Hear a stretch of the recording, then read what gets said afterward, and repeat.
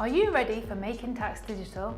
On the 1st of April, Making Tax Digital for VAT becomes mandatory for all businesses with a taxable turnover over £85,000. Click on the link in the description to read a brief overview of what Making Tax Digital is and how it will affect your business.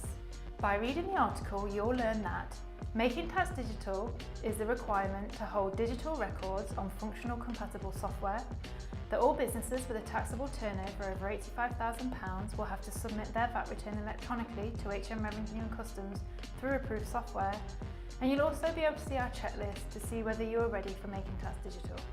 For the best accounting advice for your business, subscribe to our channel and hit on the bell to be notified when we post a new video.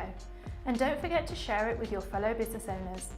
If Making Tax Digital is something that you're concerned about or you have any questions, we'll be holding a Making Tax Digital workshop on the 7th of February 2019.